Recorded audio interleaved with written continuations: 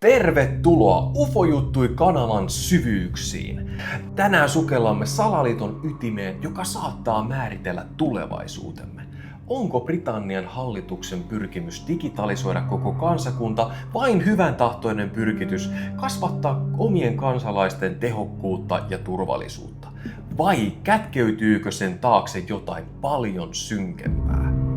Järjestelmä, joka muuttaisi meidät globaalisti paikannettaviksi datapisteiksi, kadottaisi yksityisyytemme rippeetkin valmiina kohti transhumanismia. Brittihallitus ajaa voimakkaasti eteenpäin digitalisoitua henkilötunnusjärjestelmää.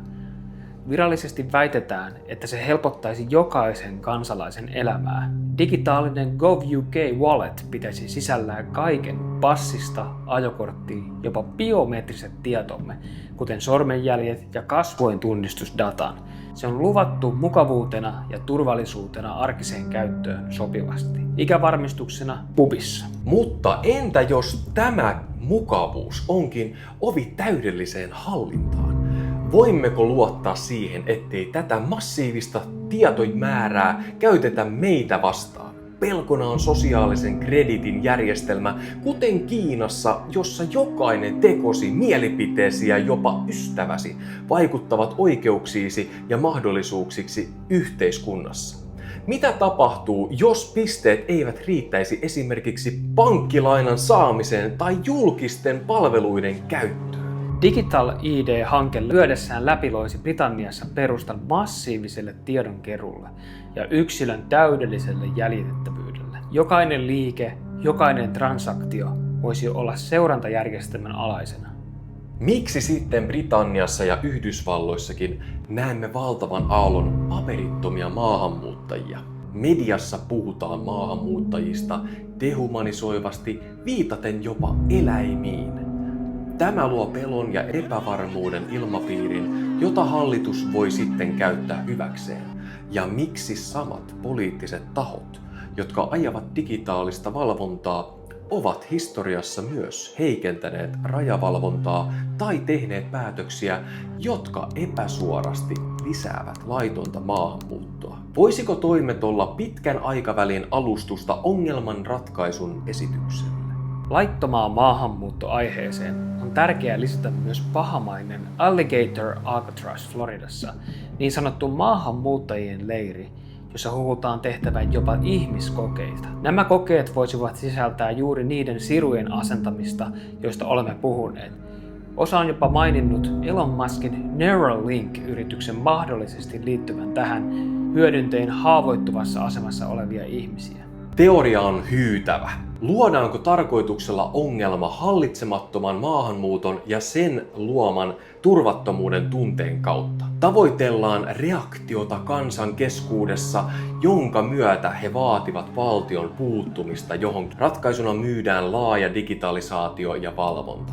Puolestaan Alligator Alcatraz ja sinne sijoitetut maahanmuuttajat voisivat toimia haavoittuvana väestön osana, jossa teknologioita voitaisiin testata palvelemaan suurempaa globaalia hallinnan tavoitetta. Tässä kuviossa astuu mukaan Elon Muskin Neuralink-yhtiö, joka kehittää aivotietokoneen rajapintoja. Vaikka virallisesti tavoitteet ovat lääketieteellisiä, syvempi teema on transhumanismi, ihmisen rajojen ylittäminen teknologian avulla. Miksi Neuralink on viime vuosina saavuttanut toiminnalleen hyväksyntää? Britanniassa on saanut jopa luvan kasata tietokantaa vammautuneista ihmisistä, jotka vapaaehtoisesti ovat saaneet ilmoittautua yrityksen tulevaisuudessa toteuttamiin kliinisiin kokeisiin. Tämä potilasrekisteri on kuin verho, joka normalisoi ajatuksen ihmiseen istutetuista teknologioista. Onko tämä sattumaa ihmiskunnan ja koneen symbioosi? Jos sitä kontrolloi ulkopuolinen taho, se toimisi ultimaattisena valvonnan välineenä. Järjestelmä, joka lopulta saattaisi vaatia pakollisia siruistutuksia esimerkiksi matkustusoikeuden tai sosiaalisten etuuksien vastineeksi. Ja se tekisi meistä täysin paikannettavia. Jokainen pulssi, jokainen ajatus saattaisi olla valvovan silmän alla. Digital ID on askel kohti tietokonejärjestelmien ja ihmisen biologisten tietojen yhdistämistä.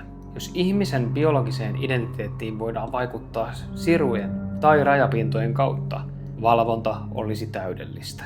Ja tässä tulee savuavan salaliiton keskeinen hahmo, Tony Blair, entinen Britannian pääministeri, joka ajoi pakollisia ID-kortteja jo vuosikymmeniä sitten. Muistatteko vastustuksen, jonka tämä hanke sai aikaan?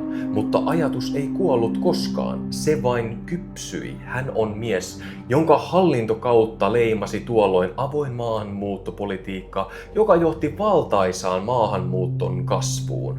Luodaan ongelma, johon tarjotaan kiistanalainen ratkaisu. Eikä siinä vielä kaikki. Blair on aktiivinen ja vaikutusvaltainen toimija maailman talousfoorumissa World Economic Forumissa ja sen suuren nollauksen agendan edistäjä. Hän on ollut keskeinen hahmo Bilderberg-ryhmän tapaamisissa ja Wallenbergin suvun kaltaisten globaalien vaikutusvaltaisten toimijoiden verkostoissa. Hän on kuin langallinen sätkynukke, jota ohjaavat näkymättömät voimat kohti tiettyä päämäärää. Blair toimii tässä juonittelussa julkisena hahmona, joka myy modernisaatiota ja turvallisuutta, samalla kun kulissien takana luodaan perustaa mahdolliselle poliisivaltiolle ja transhumanistisille visioille. Hän on yksi niistä, jotka ovat olleet mukana suunnitelman alkuvaiheesta nykypäivään. Hänen hallituskautensa toimenpiteet ID Cards Act 2006, RIPA 2000 olivat suoraan alusta nykyisille digitalisaatiohankkeille. Miksi Britannia sitten irtautui Euroopan unionista? Virallisesti suvereniteetin ja byrokratian vuoksi. Mutta entä jos todellinen syy oli lainsäädännöllinen autonomia? EUn tiukat tietosuoja-asetukset, kuten GDPR, olisivat voineet olla esteenä näille syvemmille suunnitelmille.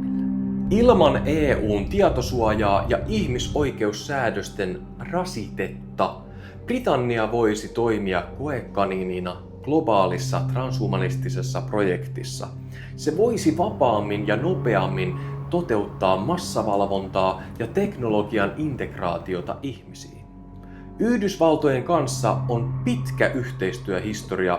Olisiko Britannia isoveljen testimarkkina tälle dystooppiselle tulevaisuudelle? Brexit antaa Britannian hallitukselle vapaat kädet toteuttaa radikaalimpia valvontatoimenpiteitä ja transhumanistisia kokeiluja ilman EUn tai muiden ulkopuolisten toimijoiden rajoituksia. Näemme tässä pelottavan, mutta johdonmukaisen kuvan. Suunnitelman, joka yhdistää digitaalisen identiteetin, hallitsemattoman maahanmuuton ja teknologiset läpimurrot ja poliittisen eliitin toimet yhdeksi kokonaisuudeksi.